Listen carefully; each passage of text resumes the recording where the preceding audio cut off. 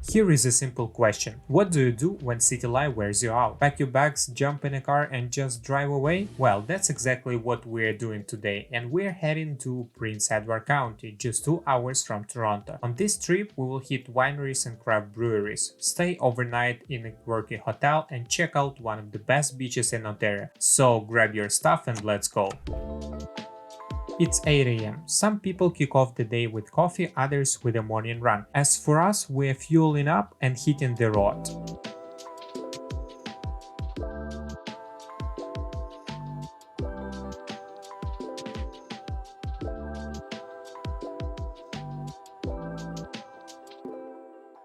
We have finally made it to our first stop, so let me tell you a little bit about this winery.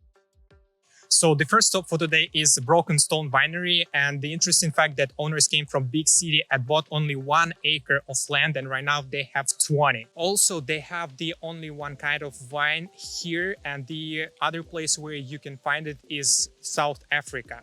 Also, they are known for their Chardonnay and Pinot Noir, so if you're going to Prince Edward County, this is the must stop.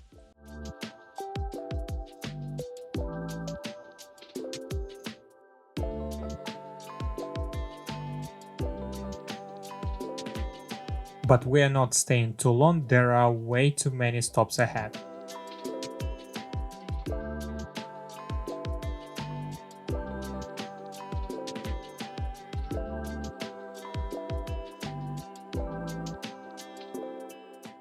So the next stop is Close on Chase. I honestly really like this winery because this is the second time I'm here, and last time when I visited I said that I would definitely come here again, so here we are. They specialize in white wines and also they focus on Chardonnay and Pinot Noir, so you definitely have to try it. Also, they have really huge patio, and if you like Instagrammable pictures, so this is the place where you have to go, and this is must visit for winery tasting in Prince Edward County.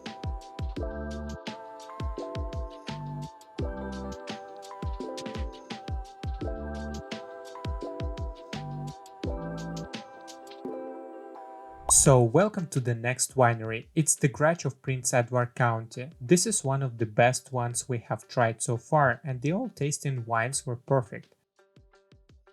We even decided to get a bottle for home. And honestly, this is one of the biggest one in the whole county, and this barn is almost 200 years old, so I would say this is a must visit stop.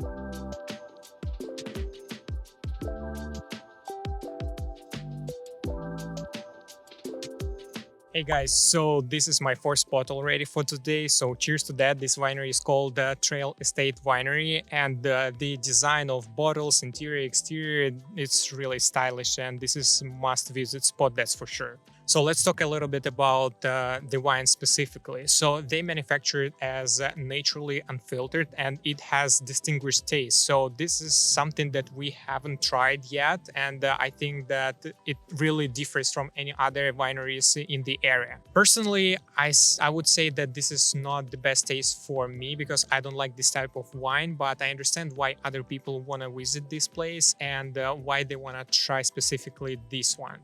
So if you are in this kind of wine and taste, you have to visit this spot because there are no other wineries where you can try this. A lot of people are using bikes to drive around the wineries, so you better do it too.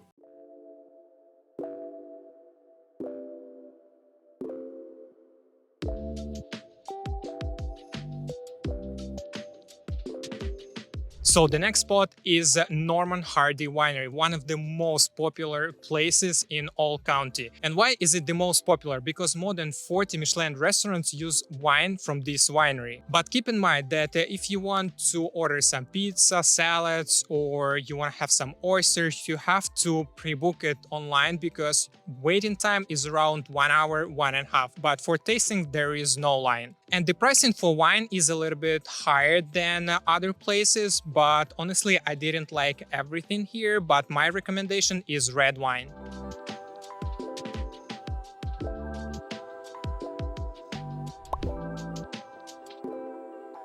That's definitely enough wineries for today, and it's about time for some proper food. We found a spot called Sand and Pearl Oyster Bar where you can enjoy all kind of seafood and of course oysters. We came to oyster bar, and of course you gotta try some oysters here. So if you know, like from BC they're very big, and from East Coast they're a little bit smaller. I already tried from BC and honestly I didn't like it that much, but let's try from the East Coast.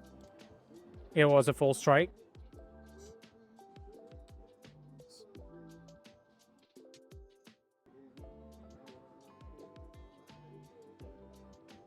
Yes, from East Coast for some reason for me it's much better. Honestly though, I prefer the oyster from the East Coast way more. I even ended up ordering another one. Anyway, we're off to check into our hotel now and I'll give you a closer look at it tomorrow.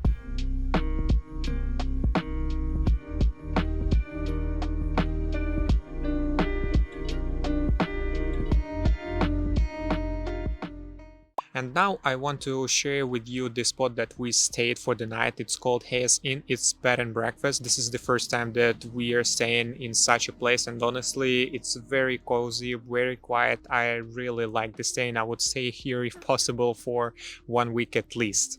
And there is a little story about this building. So basically it was a tavern built in 1838, and then nobody uses it, and it was just almost destroyed. But in 1950s there was a guy who bought this specific place, and he reconstructed and moved it from one city to this place. So everything that you see behind me is original from 1830s. There are a lot of options in this county where you can stay, but honestly I would recommend you to visit specifically this bed and breakfast place because it was really amazing and the hosts are perfect. Now let me show you around. I'll show you my room, and I hope that you'll like it as I did.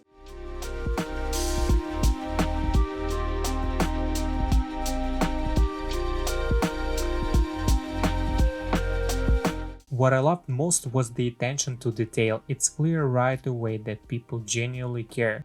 This isn't just your typical hotel where they clean the room and serve breakfast. Let's talk a little bit about the history of this county. It was founded in late 1700 by British loyalists who came from United States, and towns like Picton still features heritage architecture, and we will go to Picton today so I can show you around. And with the beaches, wines and slow living vibe, this area is also called Tuscany of Ontario.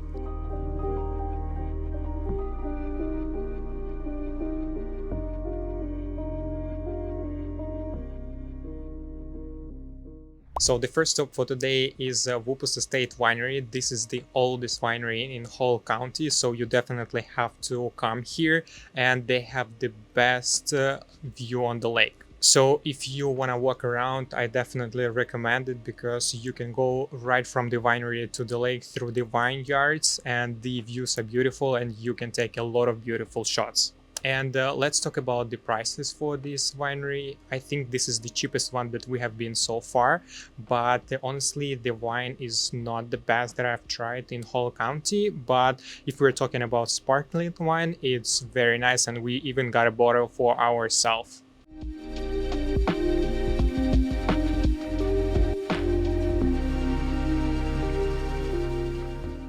So the next spot is Parson Brewing, and this is one of the famous one in the area. Beer and food here is just amazing, so you definitely have to try it. This is one of the oldest one in the county, and it is located in the small town Picton. So if you're just passing by or visiting the town, this is the must visit spot. I don't know if you are tired, but we definitely are. So this is our last brewing for today, Slake Brewing. They don't do tasting here, so it's hard to try all the different beers. But the big plus is the location. It's up on the hill with an amazing sunset. The place is modern and stylish, though for some reason it smelled like dumplings inside, like I accidentally walked into a cafeteria.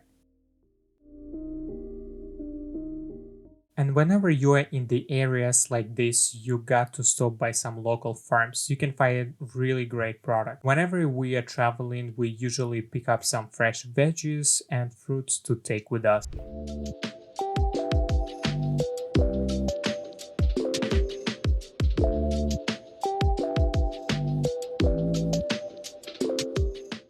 And the final spot for us for today is Sandbanks Provincial Park. They have the most beautiful beaches in whole Ontario, so it's definitely must visit spot.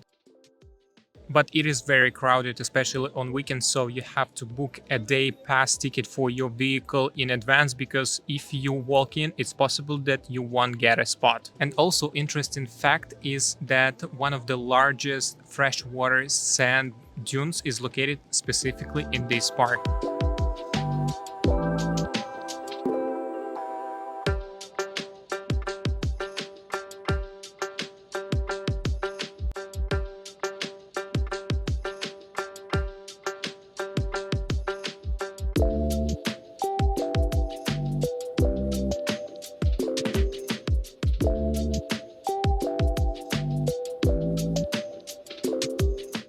And while I'm driving home, let's talk about money, because this is the most interesting part. Almost everything was booked up there, but we were lucky to find this place that I showed you earlier, and it costed us $250 pre-tax.